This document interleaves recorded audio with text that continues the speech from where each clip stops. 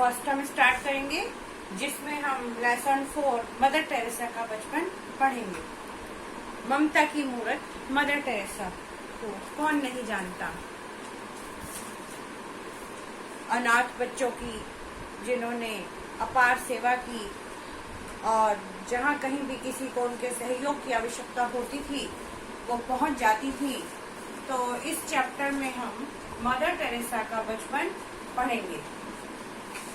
Mother Teresa के बचपन का नाम एग्नेस था और उन्हें गोजा के नाम से भी जाना जाता था। गोजा का मतलब होता है फूल की कली। गोजा के बड़े भाई का नाम लाजर था और लाजर को मिठाई, केक, पेस्ट्री आदि खाने का बहुत शौक था। वो उनकी मम्मी जो उसे देती थी खाने के लिए वो खाता ही था अपने हिस्से का। मिठाई, केक, पेस्ट्री खाता था, लेकिन साथ में चोरी करके खाना भी लाजर का स्वभाव था। जो कुछ अगर रसोई घर में उसको कुछ नहीं मिलता था तो वो वहाँ से जैम चुरा कर ही खा लेता था और पीछे पीछे बड़ी बहन भी उनके चली जाती थी।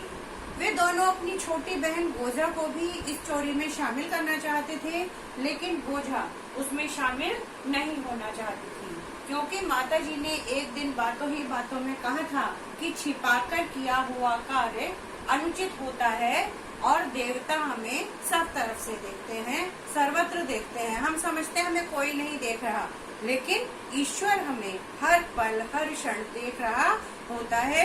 तो गोजा की माँ ने कहा था कि हमें चोरी करके कुछ भी नहीं लेना चाहिए, तो इसीलिए वो चोरी नहीं करना चाहती थी। बालिका गोजा अपने बड़े भाई बहन के साथ चोरी में शामिल नहीं होती थी। एक दिन शनिवार के दिन आधी रात को उसने अपने भाई को, बहन को खाते हुए देखा। डटकर वो लोग केक चुराकर खा रहे थे। उसने कहा, माँ कहती है यदि सुबह की प्रार्थना में शामिल होना है तो रात के 12 बजे के बाद कुछ नहीं खाना चाहिए।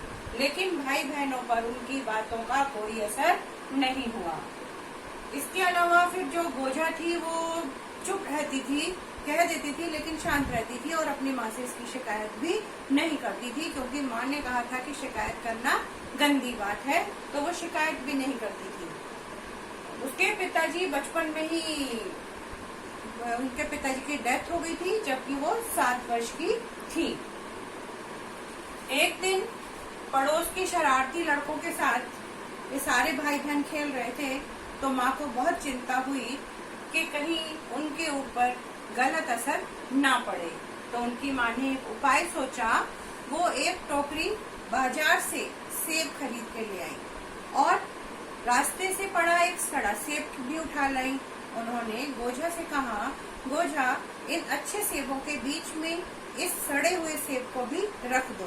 गोजा ने वो सेब उठाया और टोकरी के अंदर रख दिया। कुछ दिन के बाद जब टोकरी से कपड़ा हटाया गया और सेबों को देखा गया तो वो सारे सेब सड़ चुके थे। तो बच्चों को पास बिठा के उन्होंने समझाया, देखो एक सड़ा सेब सारे सेबों को खराब कर देता है।